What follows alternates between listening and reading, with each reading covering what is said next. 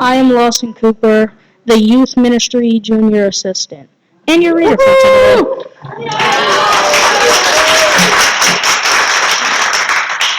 The theme for 2024 is A Grand Rising. The theme for March is That's How We've Never Done It. And the topic for today is Don't Go Back to Sleep. Ernest Holmes offers this perspective. Wake up. Your word is all-powerful. Your consciousness is one of omnipotence. Your thought is infinite. Your destiny is eternal. And your home is everlasting heaven. Yes! Let's use the creative power of our words and affirm together. I embrace infinite possibilities as I live in love and use the power of my word for the greatest good of all. And now let me introduce Dr. Reverend Kathleen Johnson.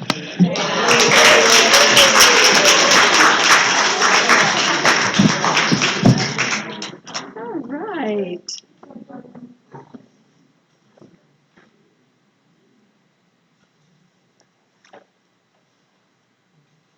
Yes,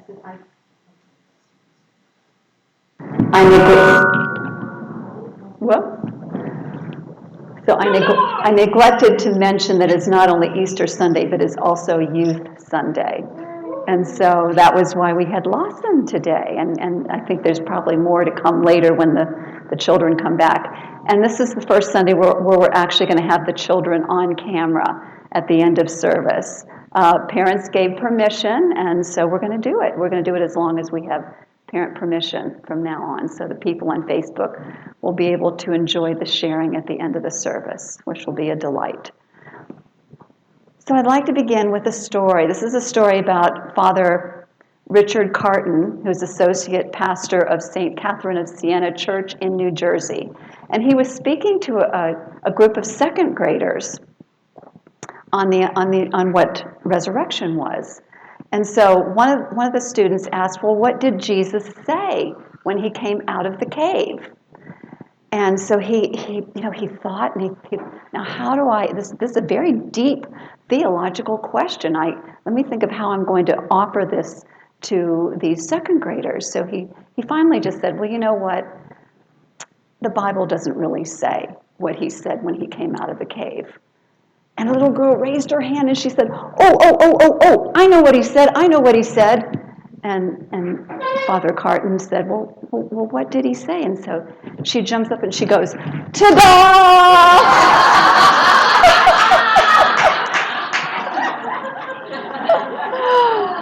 What would happen if we could have that kind of a spirit, the ta-da spirit, every time we transcended a challenging situation? Every time we shifted our consciousness from worry and fear and doubt into faith and trust and all is well and I know it's going to work out. Thank you, Sharon. What if we did that? What if we had the ta-da spirit? Let's practice it right now. Think of something that you've transcended and stand up and go, ta-da! Come on, 1, 2, 3. Ta-da!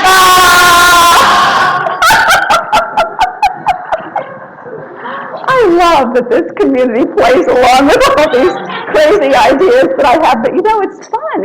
It's important to understand that we celebrate the grand rising of consciousness. And it's fun. And it's fun. It makes it fun instead of, not noticing that we made the shift and just kind of going on with our life. If we celebrate it, there's something about that. So, I was thinking about all of the ta-da moments that are going on in our spiritual community. You ready? I mean, and you can call out more if you can think of them. But one of the ones that I was thinking is when we finally tallied up all of the funds through the Do More 24 and and additional checks and PayPals that came in even after that. It came to almost, it was like almost 4,600. It was like 4,592 or something like that, right? So are we ready for ta-da? Ta-da! Yeah, way exceeded our goal. Our goal was 4,000. So we're going to do the same kind of thing for the music ministry. So that was for the youth ministry. That was to support our youth ministry, which is really exciting.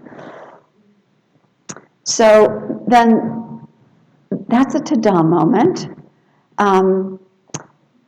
Boy, when Janet said yes to being the youth director and Nicole said yes to being our second teacher, to me that was a ta-da moment. Yay! Because we had that in prayer for quite a long time.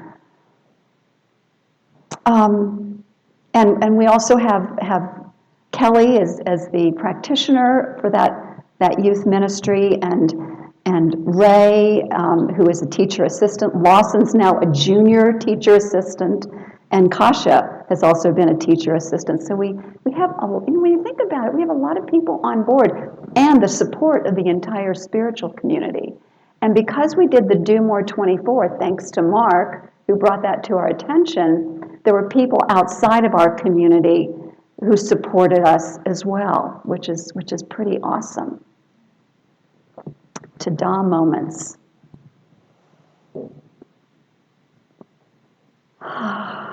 And I'm actually anticipating a huge ta-da moment after April 28th when we do our variety show. And that variety show, by the way, we're calling it a variety show because it's an opportunity for us to do whatever variety of talents each one of you have, individually, or you can get together with a group and do something fun like a skit like the men's circle are going to do. They're going to do a skit for us. So be thinking about it, how you can contribute. So recent events, I'm going to kind of shift focus a little bit. Recent events in our world have alerted us to the many fear-based thoughts and beliefs and behaviors that remain in collective unconscious. Right? I mean, the issues that are showing up in the world and the divisiveness and things like that are letting us know that there's some deep inner healing that is needing to take place.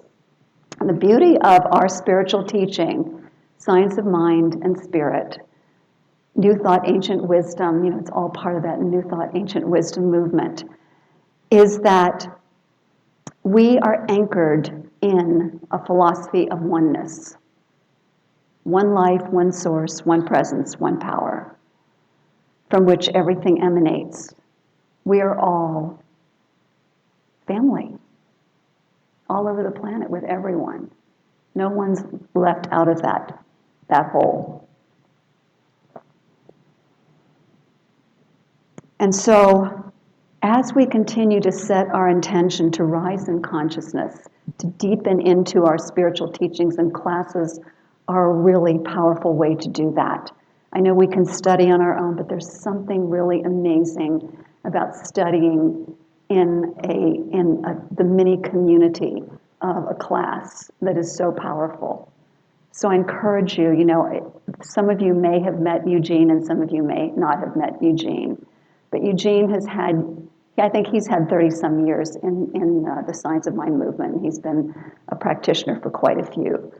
And he is a warm, gentle, and yet very spiritually deep person. And I know that he's going to offer a really amazing class. And my intention is to be there to support him, to be a teacher assistant. And we do have students signed up already, but let's continue. I think we have 4 signed up already, but let's continue to consider the value of taking class together. It's on Wednesday nights. You can do it. You can do it. I know you can do it. And then I'm imagining all of the students at the end of that class going, ta-da, because of all the demonstrations in their lives. So this beautiful teaching that we have. And one of the things about this teaching that has been so valuable for me is that I've learned not to point my finger out and say, they're to blame, it's all those people out there. Every once in a while, I occasionally can get caught up in that when I see something in the news. But then I always come back to remembering, no, this is all about inner work. This is where we have the power, is to do the inner work. And whenever we see something going on in the world, that's what it's a call for. And I think about also the work of Ho'oponopono, Dr. Len, where he talks about any situation that comes up in the world, it's his opportunity to do the work, the inner work. And he uses Ho'oponopono, which is that form of spirituality that is very effective as well. So doing the inner work. As we do that, do not underestimate how powerful your shift in consciousness makes. I mean, we can think, well, I'm this one person on this big planet. But we know from the work of Dr. David Hawkins that people who vibrate up at the frequencies of love, peace, and joy, I'm doing it like this because they really are steps up, counterbalance thousands, millions. I mean, as you go up the scale, you counterbalance more and more and more people. And I think of the consciousness, the Christ consciousness that Jesus embodied and Buddha embodied. They called it Buddha consciousness, that oneness consciousness counterbalanced while they were here, the humanity, and supported this continued evolution. I know sometimes it doesn't seem like it, but I know there's a continuous evolution of human consciousness that's taking place. We can contribute to that by our own inner work. And we do. And we do. So it's about continuously and consciously choosing and re-choosing love, to come from love. So Easter Sunday, we know, is the celebration of the resurrection of Jesus the Christ. And I say Jesus the Christ because I like to remind us that this Christ is not Jesus' last name. Christ is a state of consciousness. It's a state of mind that is available to each and every one of us. Each and every one of us have that available to us. So Jesus then, rather than the great exception, is the great example. And he called us. He said, "Ye are gods, children of the Most High." He called us into our greatness. And so that is what continues to reside in my awareness, that I am being called into greatness. We are all being called into greatness, into stepping into that what we can call Christ consciousness. And think about what it is. It's an exalted state. It's a state of divine union. And I love this. It's a sweet field of energetic love that Jesus tapped into that informed his life's work as a healer and a teacher. It's a gateway to the revelation of our higher selves. Here now in this human incarnation, when we talk about the eternal state of heaven that was in Ernest Holmes' quote, we're talking about heaven right here and now as a state of mind that we can bring into the world, and we are bringing into the world. So what matters most then is the teachings of this great master, that we not only learn them but apply them on a moment-by-moment basis. So what are the two things that I wanted to talk about today? There are so many aspects of Jesus' teachings. But the ones that I want to focus on today are forgiveness and acceptance. Forgiveness is one of the big teachings of Easter. And think about some of the things that Jesus modeled is forgiveness is not something that we do out of obligation. It is something that we do to remove the poison of resentment and hurt and blame and shame and all those things that go along with holding on to the grudge, right? When we hold on to that grudge. it not only poisons our spirit, it poisons our bodies. Our bodies become diseased when we hold on to anger and resentment and so on. So it's about self-care as well as care of our relationships. So when we are willing to forgive, we want to add one more thing to it, which is, and this is the challenging one, blessing our enemies, praying for our enemies.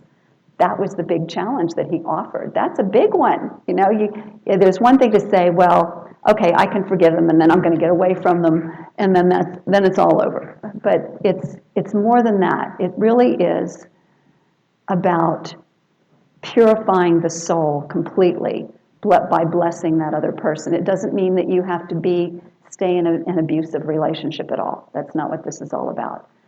What it is, it's about understanding this is deep inner work. It's a return back into the energy of love. And so in so doing, we master a very important lesson that truly will save our lives.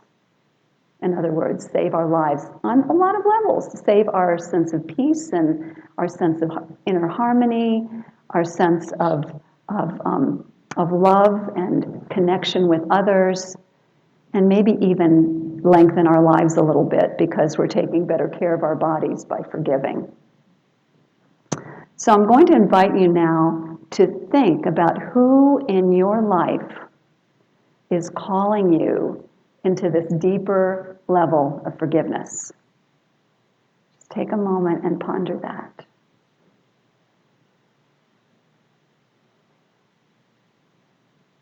And now you know what to do. Not only forgive, but bless them. That's forgiveness. Now acceptance. There's spiritual wisdom in both, not only the teachings of Jesus, but in Buddhism, from Buddha, directly from Buddha, that talks about the difference between pain and suffering. Anybody know the difference? So pain is just something physical. Yeah, our psychotherapist back there is raising her hand. She knows the difference, right, Jen? Because you deal with it every day with your clients, right? Yeah, so pain, of course, is just physical pain or emotional pain. And suffering is when we complain, when we fight it, when we resist it, whatever's going on. Remember it over and over and over. Yeah, remember it. Tell the story over and over and over again about who done me wrong, right? When we do that over and over and over again, it causes suffering. It's a personal way that we cause suffering in our own lives. So pain is one thing, suffering is a mental state of holding on to the story. Let's breathe that in. That's a big one. A beautiful method of dealing with that is to notice the pain, feel it fully, don't resist it, let it come to a peak, and sometimes it's hard to tell what the peak is exactly, but I practice this quite a bit. When it reaches a peak, then and realize this is an opportunity for me to reclaim my power.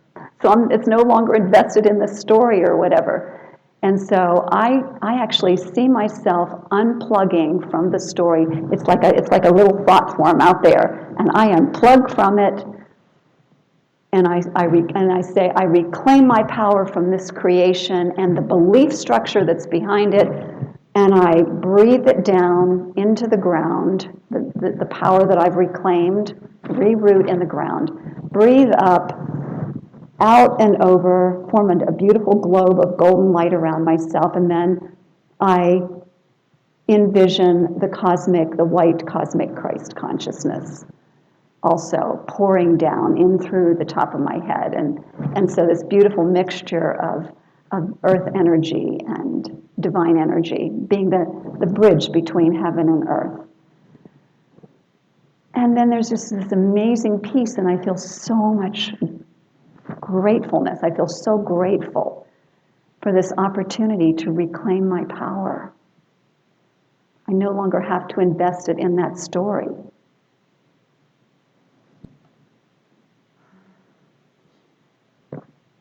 When Jesus said, "Father, forgive them, for they know not what they do," he allowed himself to be in the experience without indulging in the suffering. So what in your life are you complaining about, fighting or resisting? Think about it.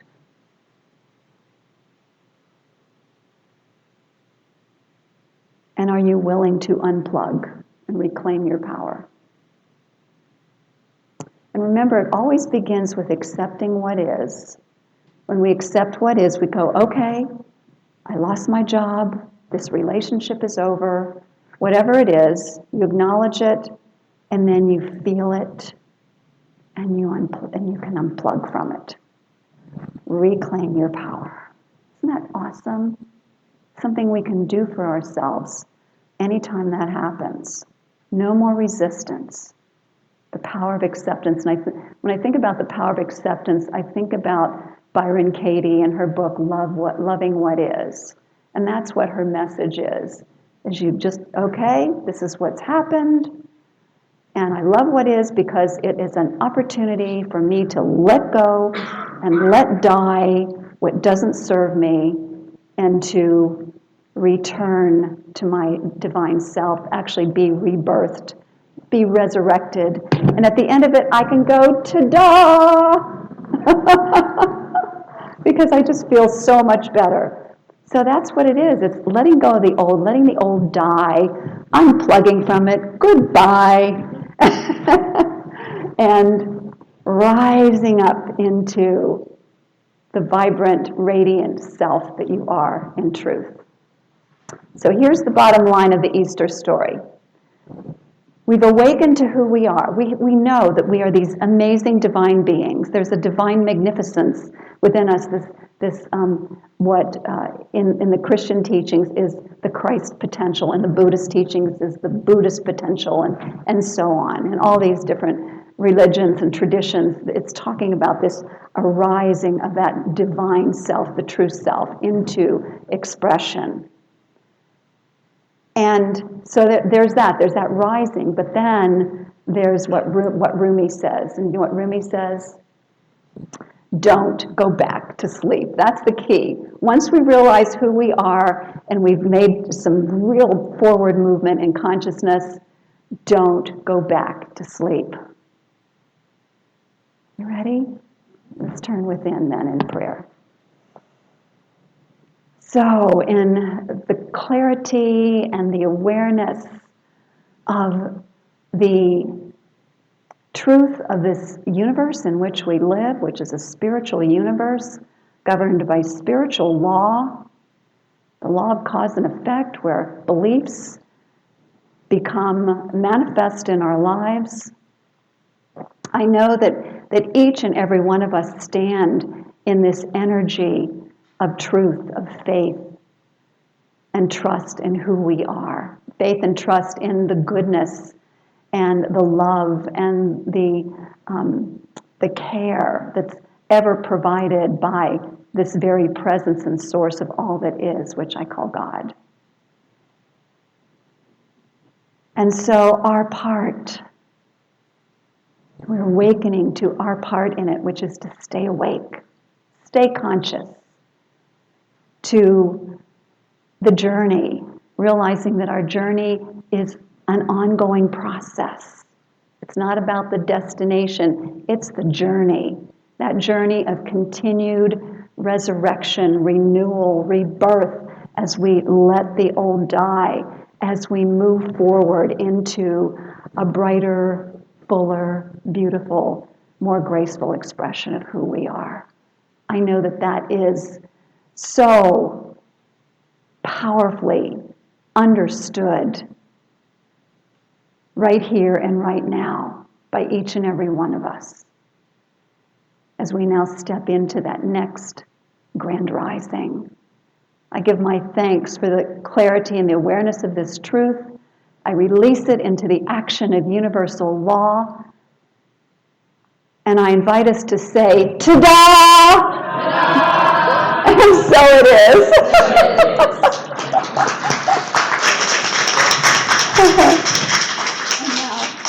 Sorry.